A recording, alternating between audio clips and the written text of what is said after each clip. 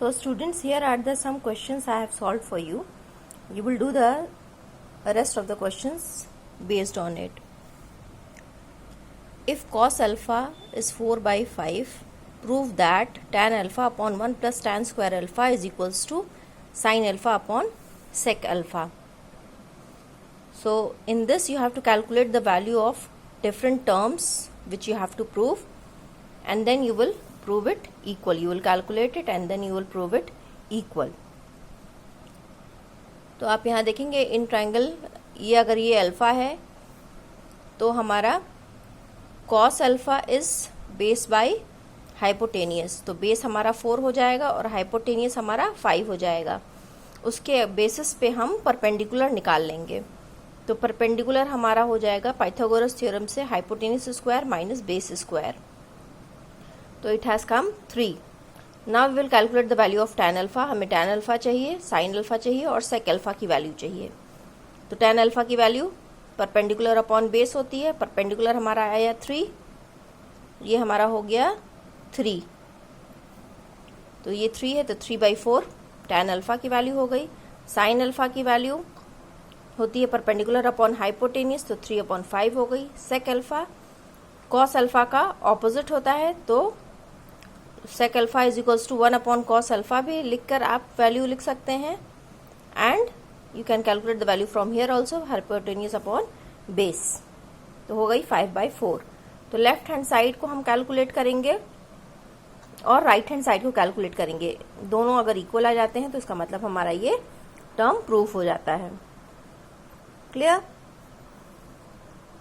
अब दूसरा क्वेश्चन है, if tan theta is equals to p/q then show that p sin theta minus q cos theta upon p sin theta plus q cos theta is equals to p square minus q square upon p square plus q square.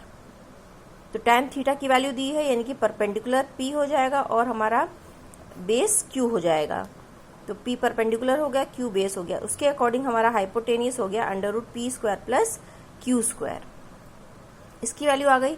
अब हम sine theta की value निकालेंगे. Sine theta perpendicular upon hypotenuse, तो p upon √p square plus q square हो जाएगी.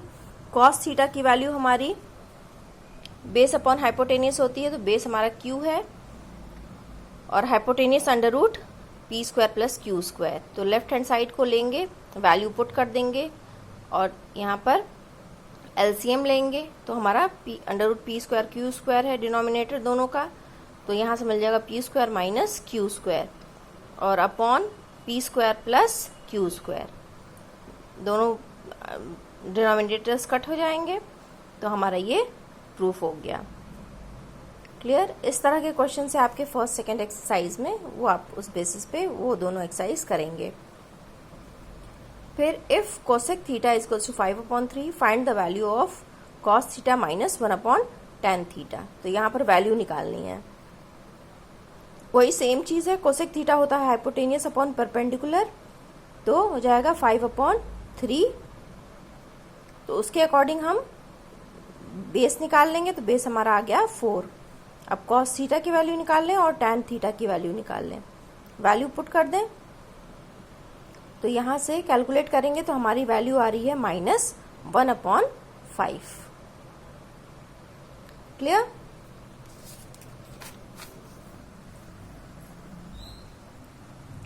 अब हमारा एक और क्वेश्चन है, if cosec theta is equals to 13/12 prove that sine square theta minus cos square theta upon 2 sine theta into cos theta whole into 1/tan square theta is equals to 595/3456. ठीक, तो यहां से वैल्यू कैलकुलेट की गई है. Sine theta की value, cosec theta is hypotenuse upon perpendicular, तो hypotenuse 13 हो गया, परपेंडिकुलर 12 हो गया. तो उसके अकॉर्डिंग जब हमने कैलकुलेट किया तो हमारा बेस आ गया 5. तो साइन थीटा की वैल्यू 12/13 और कॉस थीटा की वैल्यू 5/13, tan थीटा की वैल्यू 12/5. तो ये सारी वैल्यूज हम इसमें पुट कर देंगे, तो हमारा आ जाएगा 12/13 का होल स्क्वायर माइनस 5/13 का whole square upon 2 sine theta into cos theta whole into 1 tan theta है तो tan थीटा की वैल्यू 12/5 थी, उसका रेसिप्रोकल कर दिया 1/tan थीटा का स्क्वायर है तो रेसिप्रोकल कर दिया, वैल्यू पुट करके कैलकुलेशन कर देंगे तो हमको वैल्यू मिल जाएगी 119/169 इंटू 169/120 इंटू 25/144। तो वहाँ से वैल्यू कैलकुलेट हो गई 595/3456। तो इस तरह के क्वेश्चंस जो भी हैं वो आप उनको सॉल्व करेंगे। और प्लस ये आपका टेबल ऑफ ट्रिग्नोमेट्रिक रेशियो है, कुछ सर्टेन जो एंगल्स हैं उनकी वैल्यू ये आपको लर्न करनी है। ये आपकी टेबल आपकी बुक में दी हुई है, ये आप अच्छे से लर्न करेंगे। आपको सारा वैल्यू लर्न करने की ज़रूरत नहीं है, सिर्फ साइन थीटा के लिए वैल्यू और कॉस थीटा की वैल्यू आप लर्न कर लेंगे तो बाकी वैल्यूज़ आप कैलकुलेट भी कर सकते हैं। जैसे साइन थीटा हमारा, अगर थीटा हमारा 0 डिग्री है तो साइन 0 की वैल्यू 0 होती है। साइन 30 डिग्री की वैल्यू 1/2 होती है। साइन 45 डिग्री की वैल्यू 1/√2 होती है। साइन 60 की वैल्यू √3/2 होती है। साइन 90 की वैल्यू 1 होती है। उसी साइन 0 की वैल्यू यहाँ से उल्टा चलेंगे, साइन 0 की वैल्यू 1 होती है। साइन 30 की वैल्यू √3/2 होती है। साइन 45 की वैल्यू 1/√2 ही होती है। और साइन 60 की वैल्यू 1/2 होती है, कॉस 60 की वैल्यू 1/2 होती है। और कॉस 0 की वैल्यू, जो साइन 0 की वैल्यू होती है वही होती है, दैट इज 0। ये दोनों आपने अगर लर्न कर लिया तो आप बाकी की वैल्यूज़ आप कैलकुलेट कर सकते हैं। जैसे sine upon cos tan theta होता है, यानी कि 0/1 0 हुआ तो tan 0 की वैल्यू 0 हो गई। साइन 30 इज 1/2 और cos 30 इज √3/2। तो साइन 30 अपॉन cos 30 करेंगे तो हमारा 1/√2 होल अपॉन √3/2 आएगा, यानी कि 1/√3 बचेगा। तो tan 30 की वैल्यू हो गई 1/√3। उसी तरह से tan 45 1/√2 अपॉन 1/√2 1 हो जाएगी। और tan 60 की वैल्यू √3 हो जाएगी।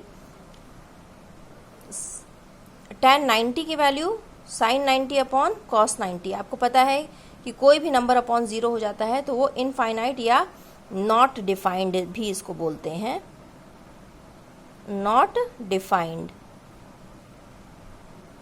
इसका मतलब इसको डिफाइन नहीं किया जा सकता है, इसकी वैल्यू जब अपॉन 0 हो जाता है। कोई भी number upon 0 that is not defined और इनफाइनाइट।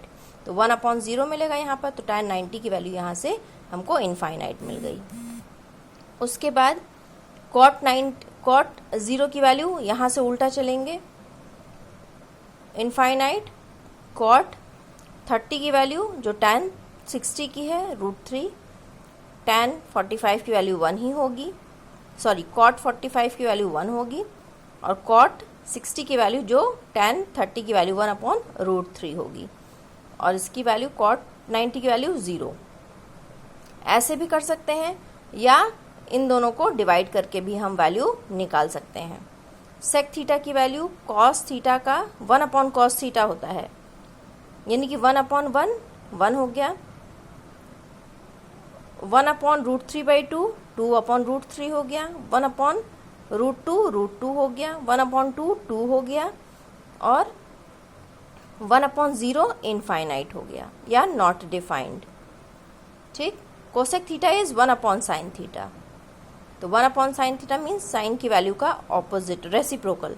तो 1/0 इज इनफाइनाइट या not defined. 1/2 is 2। 1/√2 1/1/√2 is √2। 1/√3/2 is 2/√3 and 1/1 is 1। तो इसके अकॉर्डिंग आप साइन और कॉस की वैल्यू हर एंगल के लिए लर्न कर लेंगे और बाकी वैल्यूज़ आप निकाल भी सकते हैं, लेकिन लर्न होगा तो वो कैलकुलेशन आप जल्दी कर पाएंगे।